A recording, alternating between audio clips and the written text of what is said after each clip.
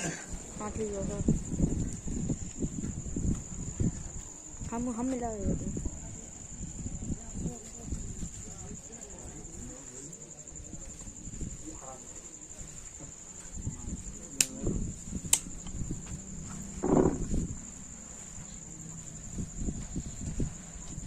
जय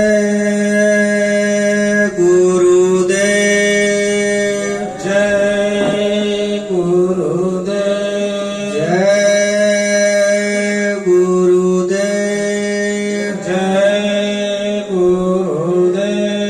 जय गुरुदेव। नाम किसका? प्रभु का, प्रभु का पावन नाम। जय गुरुदेव।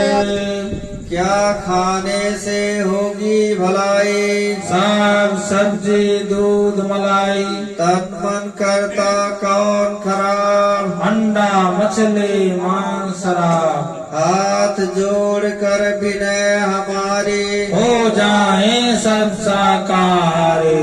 बाबा जी का अर्जी है, आगे आपकी मर्जी है। जय गुरुदेव। जय गुरुदेव।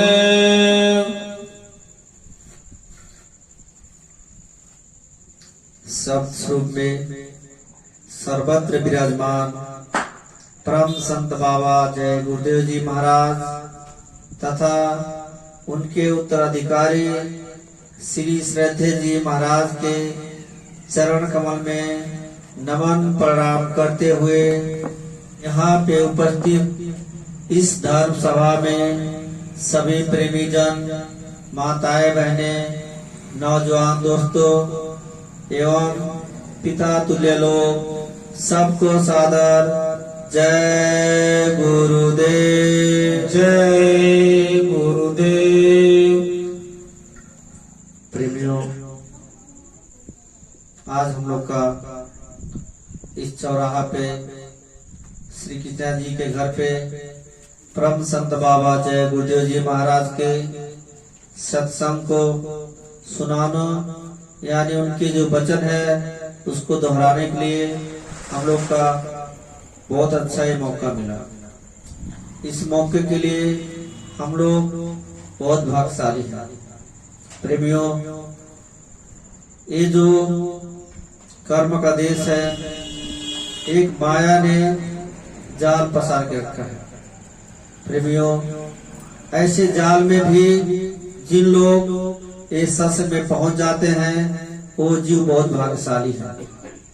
प्रेमियों, काम काज तो सबके लगे रहते हैं, लेकिन जिन्होंने सब कुछ छोड़ के लिए पहुंच जाते हैं तो ये परम दयाल के बहुत करीब है। प्रेमियों, हम लोग का सोचना चाहिए कि हम लोग का जो ये शरीर है खाली परमात्मा के लिए मिला है, लेकिन उसके साथ साथ हम लोग अपना ये मायावी काम कर रहे हैं। प्रेमियों, ये सत्संग ही ऐसा जल है कि हम लोग के ऊपर जो मन के ऊपर लगे मैल यही काट सकता है। हम लोग यदि चाहे तो इस माया के जाल से छुटकारा पा सकते हैं, लेकिन यदि मन की बात को हम लोग देखते हैं तो हम लोग उसमें फंसते जाते हैं। प्रेमियों, हमारे महाराज जी अभी जो इस बकिया के रखवाले हैं उन्होंने सत्संग में सुनाया करते हैं। उन्होंने बताते हैं एक गांव में महात्मा जी रहते थे। तो महात्मा जी जब उनको गांव में साधन भजन करने का जब उनको माहौल नहीं बनता था तब उन्होंने क्या सोचा कि हम सब छोड़ के जंगल में चले जाते हैं। जब उन्होंने अपना बोरिया बिस्तरा बांधा, जंगल में जाने की तैयारी की, तो गांव वाले उनको बहुत स्नेह रखते थे। उन्होंने बोले कि महात्मा जी आप मत जाइए, आप ऐसा कीजिए कि हमारे गांव के बगल में एक कुटिया बना लीजिए, आप वहीं पे साधन भजन करेंगे तो आपका दर्शन हमें भी मिला करेगा। तो उन्होंने बताए कि ठीक है, चलो हम वहीं पे कुटिया बना लेते हैं। तो महात्मा जी ने वहां पे कुटिया बना के रहने लगे। तो वहाँ पे साधन भजन करते थे। तो वहाँ पे जो हम लोग महात्मा लोग पहनते, लंगोटे पहनते हैं, तो नहा के वहाँ पे टांग देते थे। तो कुछ वहाँ पे चूहा थे, तो आके उस लंगोटा को काट देते थे, तो बहुत परेशान हो गए।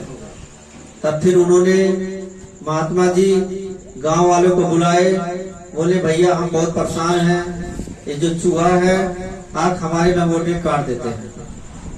तो गांव वाले देखिए माया के जाल। गांव वाले बोले महात्मा जी हम लोग से एक सुझाव है, यदि आप माने तो आप इससे बच जाएंगे। तो गांव वाले बोले ऐसा है, जब चूहा ज्यादा है तब आप एक बिल्ली वहां पे रखिए, ये बिल्ली रहेगी तो चूहे को खा जाएगी, तो आपका लंगोट बच जाएगा। तो महात्मा बोलते चलो ठीक है। तो वही महात्मा जी एक बिल्ली को पाल लिए, यानी बिल्ली को जब रहने लगी तो चूहे को खाने लगी, लेकिन बिल्ली के लिए दूध भी चाहिए। तो फिर गांव वाले को बुलाए, बोले देखो अब बिल्ली तो हो गई, उसको दूध कहाँ से लाओ। तो गांव वाले बोले कि महात्मा जी आप ऐसा कीजिए, अकेले ही रहते हैं, आप एक गाय को पाल लीजिए। यदि आप एक गाय को पाल लेते हैं तो दूध भी देगी, आप भी खाएंगे, बिल्ली भी जी जाएगी। अब देखिए माया की जाल। तो महात्मा जी ने गाय को पाल लिया। जब गाय को पाल लिए तब फिर गाय के लिए घास चाहिए। तो जब महात्मा तो घास काटने जाएंगे नहीं, तब फिर ये दूसरा समस्या बढ़ गया। तो वही महात्मा जी ने फिर गांव वाले को बुलाए, वहां ने बुलाए, बोले कि अब इसे गाय के घास के लिए कैसा होगा। तो गांव वाले क्या बोले, महात्मा जी हमारे गांव में विधवा रहती है, वो दिन भर बैठी रहती है, यदि आप उन्हें बुला लो तो आपकी सेवा भी करेंगे और एक गाय के लिए घास मिलाएंगे। प्रेमियों सोचने की बात है। ये बात शुरू हुई एक लंगोटी में, वहां से गाय तक पहुंच गई। तब वही ऋषि ने एक गांव के विधवा को बुला लाया। जब विधवा आने लगी, वहां पे रहने लगी, तो फिर वो घास ला के काटती थी, महात्मा जी का सेवा भी करती थी, गाय दूध भी देती थी, सब लोग खाते थे, मस्त रहते थे। लेकिन उसको वहां पे आने से गांव में बहुत सारे चर्चाएं शुरू हो गई। ये बोले कि महात्मा जी के पास एक औरत रहती है, वो भी विधवा है। तब गांव वाले फिर आके बोले महात्मा जी अब आपके बहुत किस्म के चर्चाएं चलते हैं, ऐसा आप कीजिए कि शादी कर लीजिए। यदि आप शादी कर लेंगे कोई आपको कुछ कहेगा नहीं। तब महात्मा जी बोलते हैं कि चलो ठीक है, आप लोग की मर्जी है तो कर लेते हैं। जब शादी हो गया तब उनके 2-3 बच्चे हो गए।